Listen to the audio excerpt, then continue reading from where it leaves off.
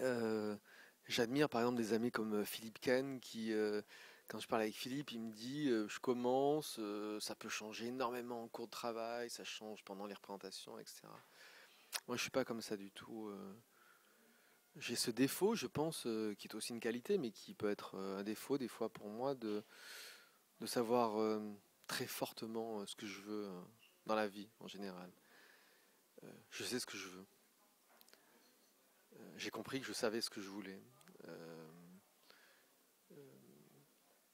donc, Clôture de l'amour, par exemple, je savais que Stan serait dans cette parole pendant 1 heure, qu'on aurait un chant contre chant qui se retournerait comme ça et qu'Audrey parlerait. D'ailleurs, c'est ce que je leur ai dit. Je leur ai dit à la fin, Stan, tu seras comme une flaque d'eau, quelque chose qui sera détruit comme ça. Ce qu'on a fait.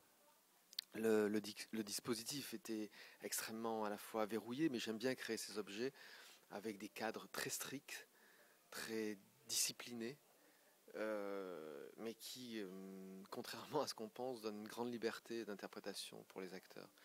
Moi, mon travail, c'est de créer des cadres très stricts dans lesquels les acteurs sont éminemment libres. Je ne suis pas un metteur en scène qui dit tu rentres par jardin, tu t'assois, tu pars. Ah non, un peu plus sur ce ton-là. Ah, tiens, si tu le disais comme ça, je ne travaille pas du tout comme ça. Quand on a répété Clôture de l'amour, on a répété, ils ont appris le texte, ils sont montés sur le plateau.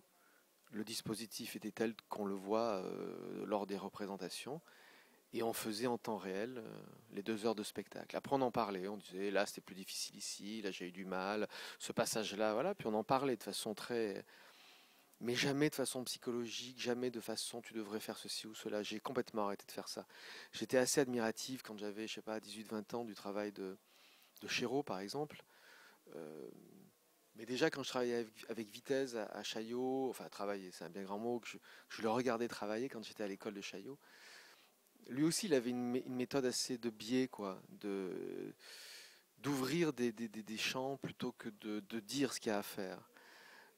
Voilà. Et je me suis éloigné de plus en plus de ça, tant et si bien que j'ai de plus en plus élaboré des stratagèmes pour créer des situations et des cadres qui permettent aux acteurs et aux performeurs ou aux danseurs d'être tout à fait les co-auteurs du travail, en fait.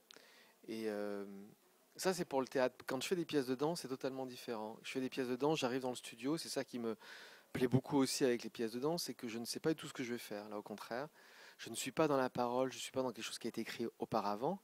Et donc, nécessairement, j'arrive dans le studio et on va élaborer directement avec les corps. La présence humaine sans parole, pour moi, me convient parfaitement pour élaborer du mouvement, élaborer des formes de beauté comme ça, des gens là où ça parle pas, où ça bouge.